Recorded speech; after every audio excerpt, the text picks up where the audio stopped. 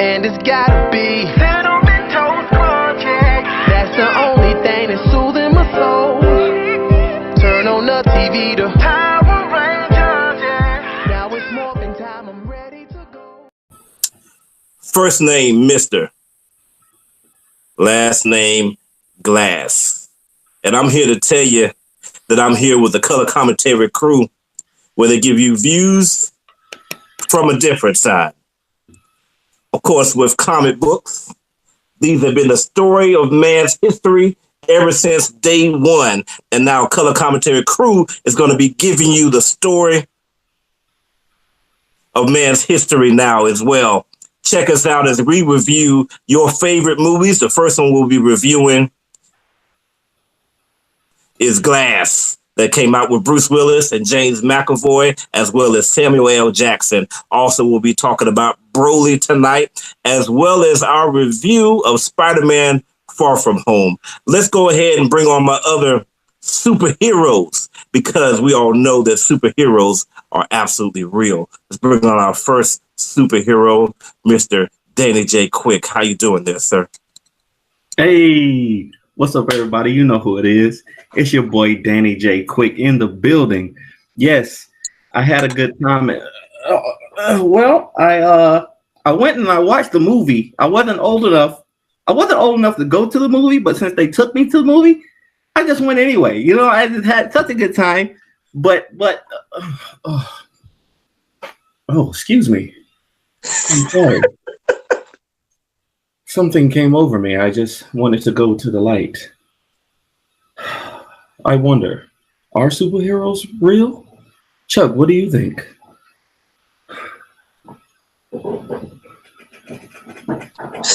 I'm sorry. Mr. Chuck Taylor, what's up? What do you believe in superheroes, sir? Hold on. I think he might be behind the building. I just touched someone, and I saw the girls, all three. Oh, looking at it. Hey, guys. Hey, it's Chuck Taylor here, KFH Party Easy. You know, I'm just out here saving the world through my vigilante type thing.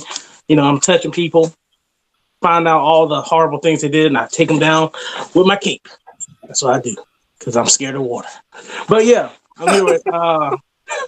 I'm ready to get in this show, guys. I just saw y'all finished watching Glass. Saw the Broly movie. I'm ready to get in all this. So let's go. Which personality is Tori now? I don't know which personality he is over there. It seems like Patricia. That's Patricia over there. That's Patricia. Okay. So don't bring that beast out. You know what I'm gonna do to him. I am calm. You don't want none of this. I have no right. There ain't no water near me. I don't have any water around me right now. I haven't even taken a shower, so I'm all good. You see this poncho? This poncho ain't touched no water. And of course, I am Rashad with Block Band Music and Publishing, a company that provides me with music and instruments all across the nation. So let's go ahead and get into this movie. Charlie, let me say, Danny, what's going on over there, bro? What? Uh-oh.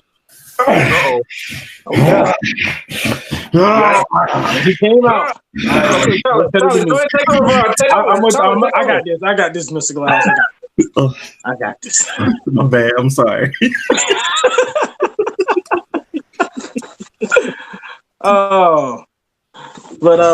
This Glass was pretty darn good.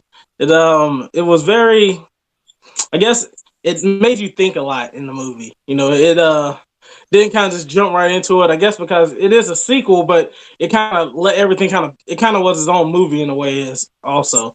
So you kind of had to see the bigger picture before you got to see the main event at the end. So I was kind of I was like, waiting, like, okay, when's something going to happen? I don't even see Samuel Jackson for half the movie. So I was like, is he going to wake up and do something? You know, but he doesn't, you know, he comes in through at the end, but it definitely is a little slow at a couple points, but, you know, it's a convincing movie. It's, you know, it's fun. It doesn't have a lot of humor in it, which is, you know, it's not supposed to, but it can kind of get a little lagging, I guess. Only type of thing that I can guess kind of downgrade the movie. It just didn't kind of keep my interest all the way through. But, you know, trying to understand the plot, I think was just the was like the puzzling portion. Like, okay, so what is the point of all this? What is this woman going to do? Like, so that's what kind of kept me in tune to the movie. Like trying to figure out what the heck is the reason that she have them here and what they were trying to do. So, but outside of like just trying to understand the movie, like it did flow well. What are you doing?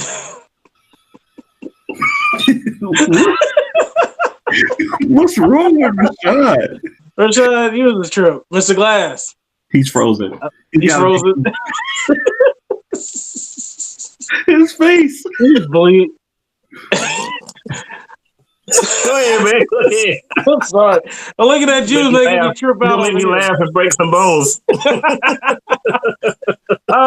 So seeing the backstory for each character, seeing, I guess you really got to understand what Mr. Glass was trying to portray in the first was Unbreakable. That was the first one, right? Yeah. So, and kind of like seeing him basically be right on everything and actually find out it's the organization that's hiding everybody. That seems like no spoiler alert or anything for y'all. Gosh, supposed to at least say spoiler alert. It'll be on the bottom. It should say spoiler on there, Mr. Tech Guy. Oh, it does. Yeah, you're right. It does say spoiler. I know people don't read. I'm sorry, I didn't read it. Kevin typed it up. I didn't see it at all. Oh, I'm sorry. Oh, but yeah, I was like the whole movie. I was like, how the heck is Mr. Glass gonna do anything? And then like just seeing him like get out the room so easily, I'm still like, are they gonna like they put cameras on him all day? Like, how do y'all not know how he's getting out? It's like somebody should be staring at him the entire time. Like y'all don't have anybody working the night shift. Okay. So they did horrible security. The security of that place was horrible. Right. Anybody should be able to get out of that place. They need to hire your company. If they had hired your company, it'd probably been all right. Yeah, we would have came up in there and our Poncho's been outside, talking about vitamins and need to take, better supplements and stuff. Like the nurse guy, take your vitamin D supplement so your body can absorb, those vitamins. That part was hilarious. And I was like, he out there doing an A Nutrilite commercial.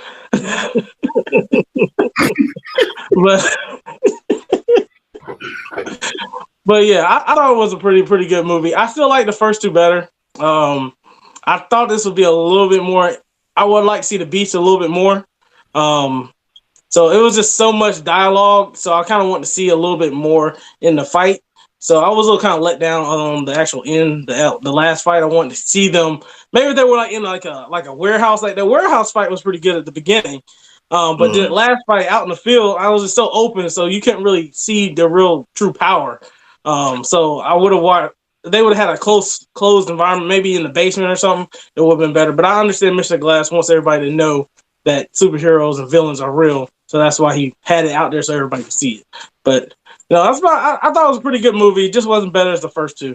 So, but I think they closed. I don't know if they're going to make any more after this. It seemed like a good bookend, but I guess they might make another one in 10 years, like they did, like they did with Unbreakable. What about you guys? I mean, they had the Shamrock, so maybe it's related to Cloverfield, right? Who knows? they'll just keep tying it to other movies, franchises, and then we're like, oh, they're all connected, just like Marvel. Exactly. Go ahead. I don't know what your personality is right now, but yeah, go ahead. Whoever you are. I'm just me. I took the light back, so it's just me. You got the light? I got the light. They said I got to keep the beast subdued, so that's what I'm gonna do. But no, I really liked it. I think that I didn't even think about it being a trilogy really while I was watching the movie. Comparing it, I didn't even think comparing it to the other movies, like Chuck said. Thinking about it, I would have to say it's probably second best, or maybe probably second best to me in the trilogy. Yeah, I really liked it. You know how I am. I go into movies with certain expectations, and all of my expectations were met. The movie was called Glass, so I expected it to be his movie, and it was more intellectual. Is that a word? And it was more. It was more about all words. The question. It was more about the psychology of the three heroes and the him playing mind games and stuff like that. Then it did have some fights in there, but since it was his movie, it was more about the brains and accomplishing his goal. And also, it's a Shyamalan movie, Shyamalan. So I was expecting the twists. I didn't know when they were coming, but they came, and they were numerous. It was several twists in this movie. Spoiler alert, because I'm going to talk about them. I like that they, connected it to the first movie with Kevin's dad dying on that train. That was that was dope. Yeah, I didn't see that coming. And then Glass manipulating the whole situation to have them fight there where the cameras were. And he showed us, him accessing the computers and stuff. And it didn't click to me until the moment that they revealed it, that's what he was doing. So I just like to discover, twists like that when it's actually happening. I don't like to, if I can guess the twist before it happens, then you didn't do your job right. So there's a lot of things like that, like things that happen and only afterwards he realized, oh, that's what he was doing. Yeah. I really like that. And I enjoyed it, man. It was like Chuck said, it was like more of a standalone movie. They gave you all the information you needed just to watch it by itself. But of course, knowing what happened in the first two movies helped. So I think that as far as like a trilogy goes, it's really like on its own, really. Like these three movies can be watched by themselves. Like we didn't know the first movie and the second movie were connected until the very, very end. Right. So this movie is really the only one that we knew going in that it was supposed to be a trilogy, and that's awesome. Like that's not something that you get a lot. So I really enjoyed it. I really did. I want to go watch it again because I want to go back and see every like the decisions he was making. You could see that he was thinking and calculating the whole time, but I want to hear the words that he hears so I can try to piece it together. But I think they'll do another one because they set up the secret organization. And I don't know if you saw that part where Bruce Willis's son was looking at he was in the gym and he saw the guys lifting weights, right? Yeah. It looked like he was, kind of thinking, should I try it? Or, like maybe, I got some ability. It did look like I was like, there was a weight on his neck. I was like, the next scene, I was like, oh my gosh, my son about to be destroyed. I was like, he gonna be laying there smushed. Everybody gonna be going out gym. He gonna be done died. Right. Son, no. But look, right. I really like. I like how they put little things like that. They had the young lady from the second movie come back. They do have characters to carry on the story. They got young actors that can carry on the story, and and actually I found out that the lady who played Samuel L. Jackson's mother is actually younger than him. So in real, yeah, she's actually younger than him in real life. Wow.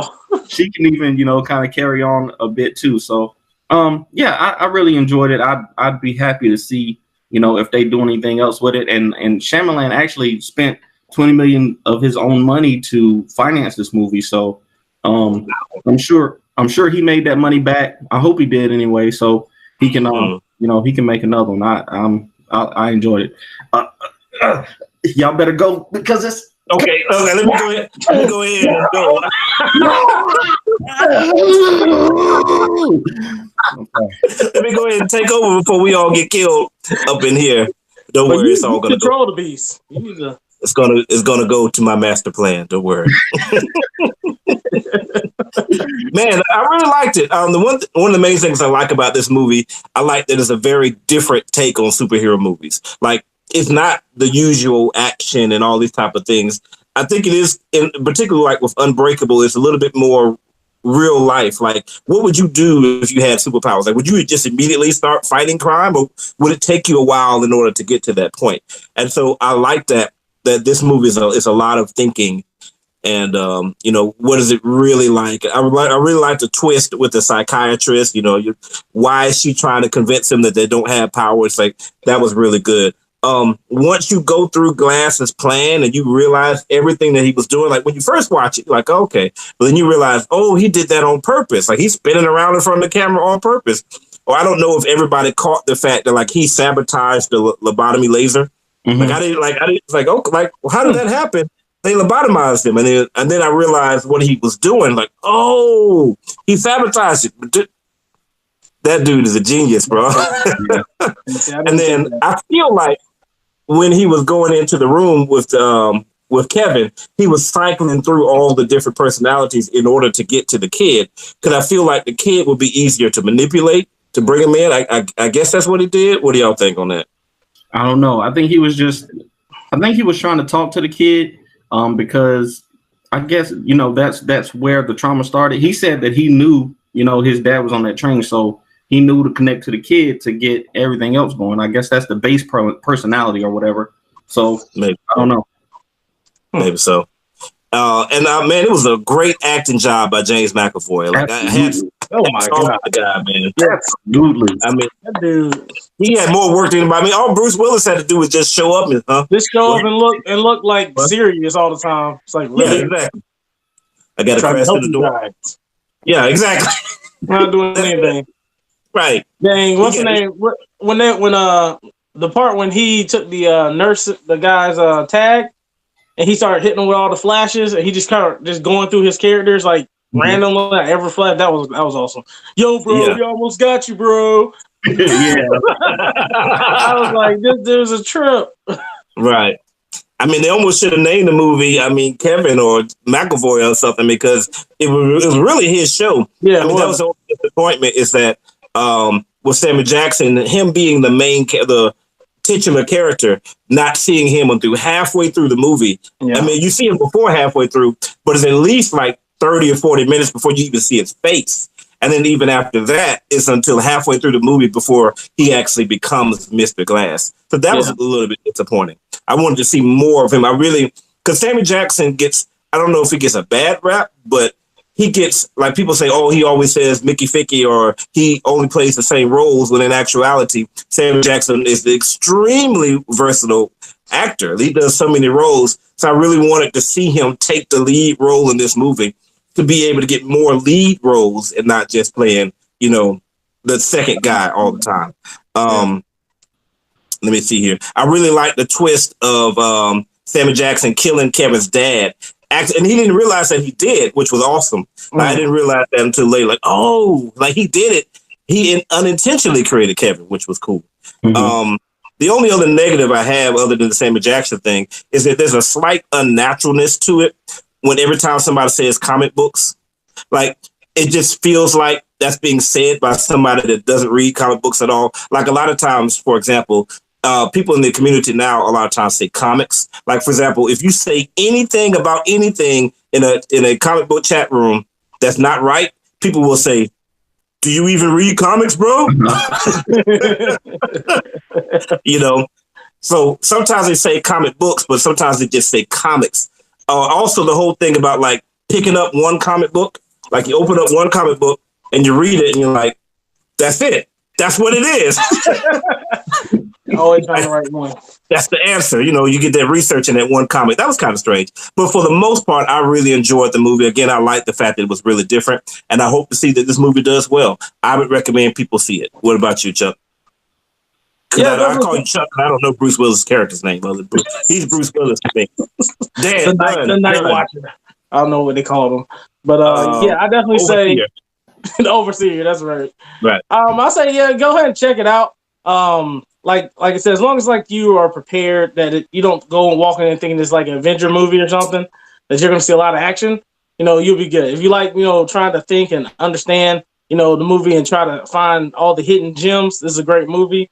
It has great acting all the way through. So I definitely say you go check it out. I would probably check out the first two if you haven't seen them just so you can have a little backstory, but you can watch it on its own. But I think it would make the movie better by watching the first two. All right. And Dan? Absolutely. Absolutely go see it. I think, like Chuck said, if you go see the first two, it would enhance it, but you can go see this one on its own. I'd really have to go back and watch the other two movies to say where it ranks in the three, but all three of them are good. They're not there's not a bad movie in this trilogy, and that's not normal. You know, usually if you got a trilogy, one at least one of the movies is bad. So yeah, definitely go see it. I was talking to my dad earlier, and I convinced him to check it out. So once he watches it, I'll tell y'all what he thinks. But yeah, go see it.